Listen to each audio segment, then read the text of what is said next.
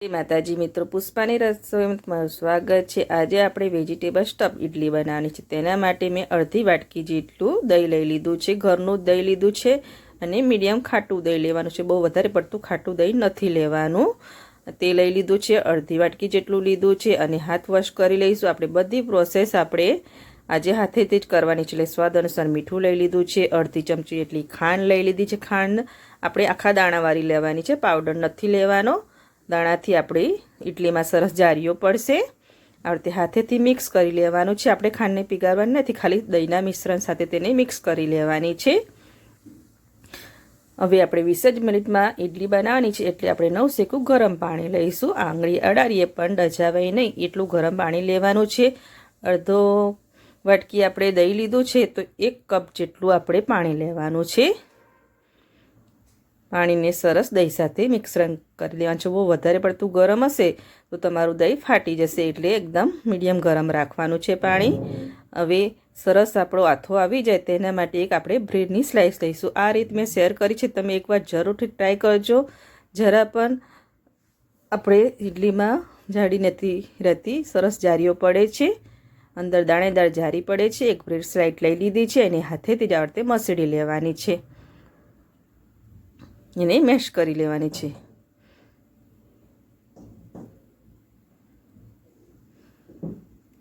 હાથેથી મેશ કરી લીધી છે।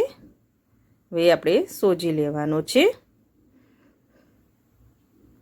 જો એકદમ ઝીણો સોજી લીધો છે। આપણે અડધી વાટકી દહીં અને 1 કપ પાણી લીધું છે, તે પ્રમાણે આપણે સોજી એડ કરીશું। પહેલાં 1 કપ એડ કરી દઈશું અને પછી અડધો કપ ફરીથી એડ કરીશું। પહેલાં મિક્સ કરી લઈશું, પછી જ એડ કરવાનું છે। એકસાથે ડાયરેક્ટ નથી એડ કરવાનું, પણ માપ એ પ્રમાણે રાખવાનું છે તમારે। હવે ફરીથી મેં લઈ લીધો છે અડધો કપ સોજી, અડધો કપ દહીં અને 1 કપ પાણી લીધું હતું, તે પ્રમાણે મેં 1.5 કપ સોજી લઈ લીધી છે। આપણે હાથેથી સરસ ફેટી દેવાનું છે પહેલાં। આ મિશ્રણને બિલકુલ રેસ્ટ આપવાનો હોતો નથી, ફટાફટ જ એ સેટ થઈ જાય છે। આ રીતે હાથેથી જ ફેટવાનું છે। અત્યારથી જુઓ ફ્લફી થઈ ગયું છે આપણું મિશ્રણ। તેને સાઈડમાં રાખીશું। ત્યાં સુધી વેજીટેબલ કટ કરી લીધા છે, તેમાં લીલા મરચાં, કેપ્સિકમ, ડુંગળી, ગાજર અને ટામેટાં લીધા છે। વેજીટેબલ તમારા ચોઈસ મુજબ ગમે તે તમે લઈ શકો છો। બધા વેજીટેબલ પહેલાં આપણે મિક્સ કરી લઈશું। આપણે વેજીટેબલ સ્ટફ ઇડલી છે, તેના માટે હવે તેમાં મસાલા કરીશું। તેમાં મીઠું લઈ લઈશું સ્વાદ અનુસાર, કેચઅપ લઈ લેવાનો છે, 1 ચમચી જેટલો મેં કેચઅપ લીધો છે, અને મેયોનીઝ લઈ લઈશું। સોસ તમારા ટેસ્ટ મુજબ કોઈ પણ સોસ તમે એડ કરી શકો છો। અડધી ચમચી જેટલું લાલ મરચું લઈશું। લાલ મરચાંની જગ્યાએ તમારે ચીલી ફ્લેક્સ લેવા હોય તો તે લઈ શકો છો। સરસ મિક્સ કરી લઈશું। મિક્સ કરી લીધું છે સરસ। આમાં તમારે સેજવાન ચટણી લેવી હોય તો તે પણ લઈ શકો છો। ઓરેગાનો લઈ લઈશું, અડધી ચમચી જેટલો ઓરેગાનો લીધો છે, તેને પણ સરસ મિક્સ કરી લઈશું। મિક્સ કરી લીધું છે। હવે સોજી જો ફૂલી ગયો છે સરસ, હજુ પણ તેમાં પાણીની જરૂર પડશે। 5 જ મિનિટ મેં રેસ્ટ આપ્યો હતો વેજીટેબલ કટ કરતી એક વાર। હવે કોથમીરના પાન લઈ લઈશું ને તેમાં થોડો હલકો વઘાર કરવાનો છે, પણ પહેલાં આપણે થોડું પાણી એડ કરીને તેને મિક્સ કરી લઈશું પહેલાં। અને ગરમ જ પાણી લેવાનું છે, જે ગરમ કરીને રાખ્યું હતું તે જ પાણી ઉપયોગ કરવાનો છે। તેમાં વઘાર એડ કરીશું। તેમાં 1 ચમચી જેટલું તેલ ગરમ કરી દીધું છે, તેમાં રાઈ લઈ લઈશું અને જીરું લઈ લઈશું। રાઈ જીરું સરસ તતરી જાય તે વઘારને આપણે બેટરમાં એડ કરી દઈશું, મિક્સ કરી લઈશું। મિક્સ કરી લીધું છે સરસ। જો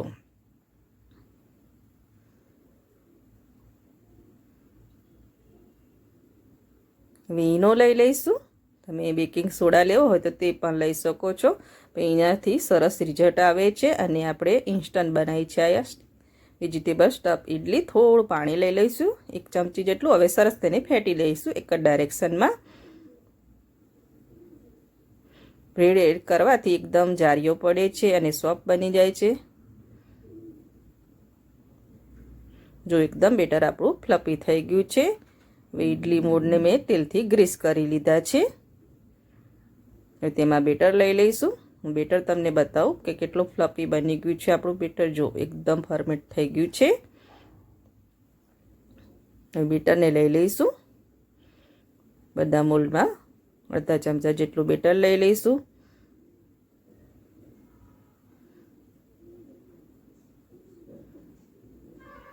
બેટર 2 ઇડલી મોલ્ડમાં લઈ લીધું છે. હવે સ્ટફિંગ લઈ લઈશું આપણે વેજીટેબલ.